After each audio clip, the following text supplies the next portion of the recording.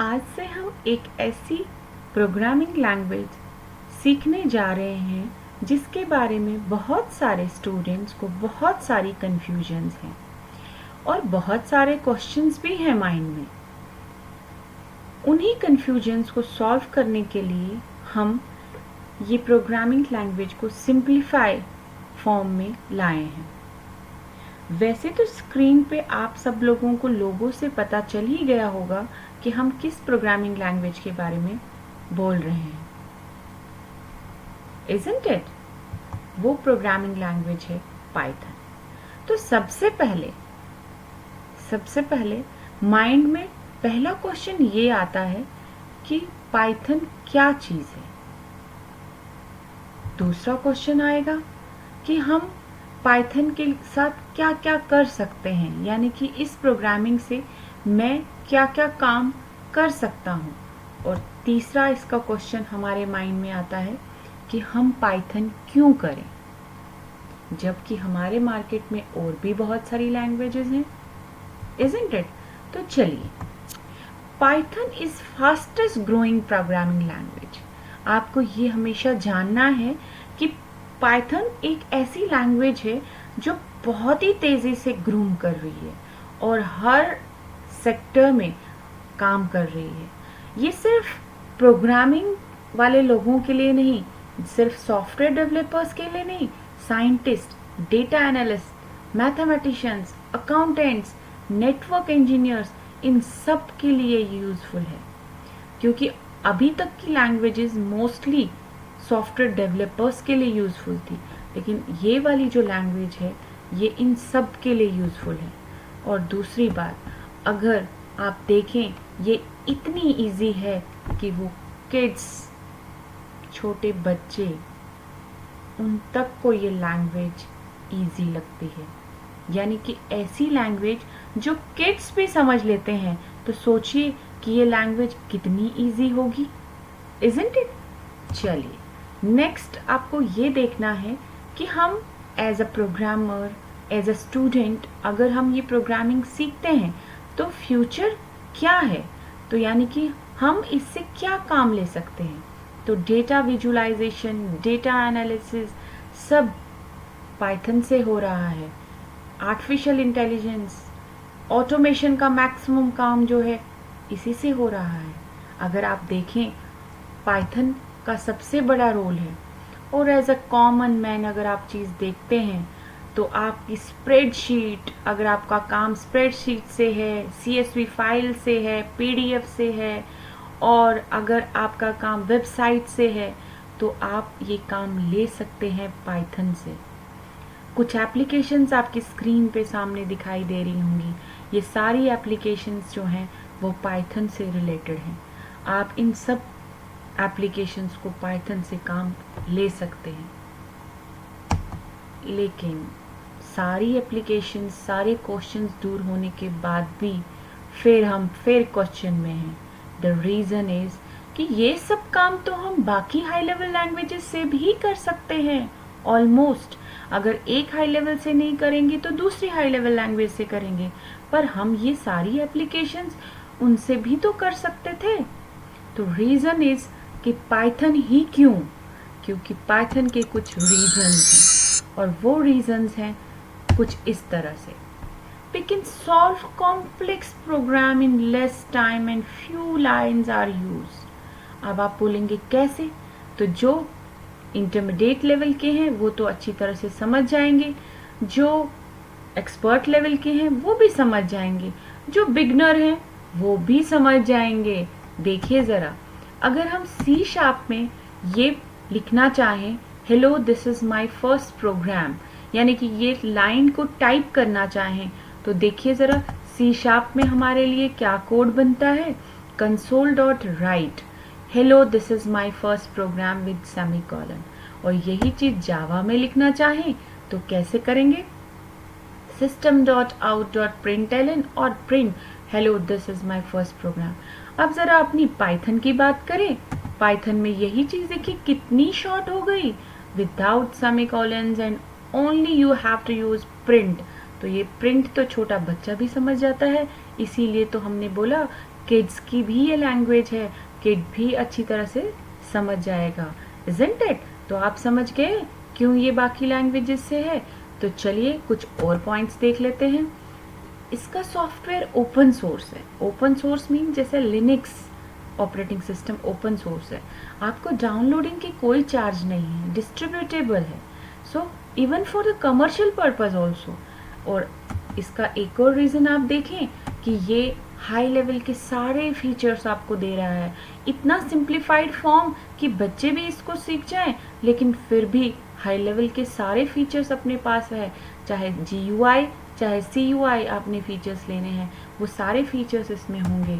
और अगर आप सबसे बड़ी चीज़ देखें तो क्रॉस प्लेटफॉर्म, ये आप टेक्निकल लोगों को पता होगा। क्रॉस प्लेटफॉर्म का मतलब हर एक प्लेटफॉर्म पे चलने वाली लैंग्वेज है ये। आप सामने स्क्रीन पे देख रहे होंगे क्रॉस प्लेटफॉर्म का क्या मतलब है। जिनको समझ नहीं आया वो मुझे कमेंट में बता सकते हैं कि क्रॉस प्लेटफॉर्म का क्या मतलब है। नेक्स्ट, अगर अब हमें पाइथन समझ आ गई है और पाइथन के बारे में हम जान चुके हैं, तो चलिए किस बात की देर है, हम ज़रा इंस्टॉल करके देखें multipurpose and very simple language को। वेरी गुड, चलिए इंस्टॉल करते हैं। चलिए हमें क्लिक करना पड़ेगा, हम वेब ब्राउज़र पे जाते हैं और वहाँ पे पाइथन, आप पाइथन लिखिए .org लिखिए, अपने आप आपके पास आ जाएगा python.org। आप इस पर क्लिक करिए। मैंने कहा कि ये ओपन सोर्स है। ओपन सोर्स का मतलब ये है कि इसमें आपको कोई चार्जेस नहीं होते हैं डाउनलोड करने के लिए। यहाँ पे आपके पास पाइथन की पूरी वेबसाइट आपके पास सामने नज़र आएगी और लेटेस्ट वर्जन जो भी है वो आपके सामने आएगा। तो Python 3.9.4 is the latest version. तो आप इस पर क्लिक करेंगे और क्लिक करने के बाद स्टेप बाय स्टेप ये आपको बताएगा क्या होता है। आप देखिए, आप इस साइड पे आके देख सकते हैं, लेफ्ट बॉटम कॉर्नर पे डाउनलोड होना स्टार्ट हो गया है पाइथन की exe फाइल। exe का मतलब एग्जीक्यूटेबल फाइल आ गई है। अब जब ये हमारे पास डाउनलोड हो जाएगी तो हम इस पर क्लिक करेंगे और इंस्टॉलेशन का नेक्स्ट प्रोसेस जो है वो स्टार्ट करेंगे। इस पर जो ही ये पाइथन exe फुल हो जाता है तो यहाँ पे आपके पास आइकन आ जाता है, आप इस पर डबल क्लिक करिए। क्लिक करते ही ये पाइथन ओपन हो जाएगी और आपको इंस्टॉलेशन प्रोसेस जो है वो स्टार्ट हो जाएगा।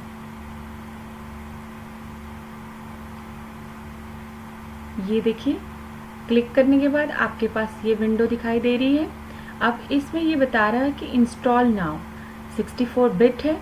इंस्टॉल नाउ कस्टम आप इंस्टॉल नाउ कर दीजिए। आप क्लिक करिए, क्लिक करते ही इंस्टॉलेशन का प्रोसेस जो है वो स्टार्ट हो जाएगा और ये अपने आप इंस्टॉल हो जाएगा आपके सिस्टम पे। It will take few seconds.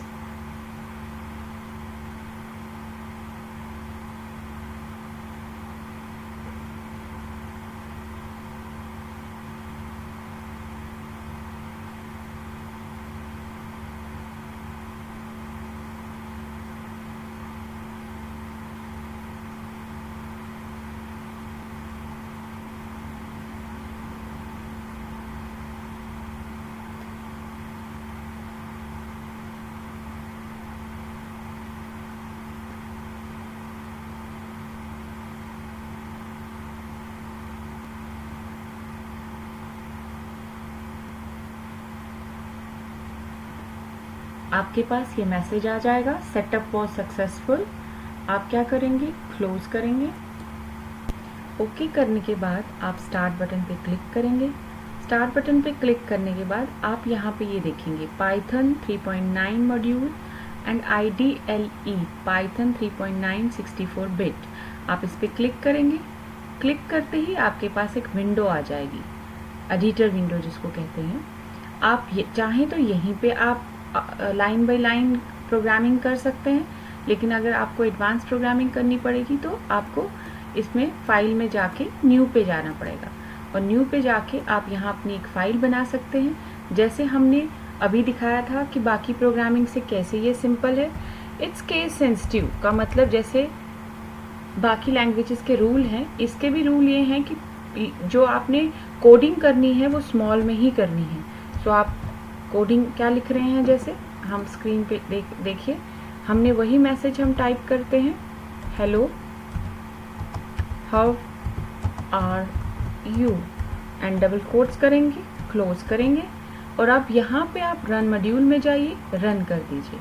ये कहेगा do you want to save it, yes for the future, अगर आपने सेव करना है तो आप सेव कर दीजिए। ओके करेंगे।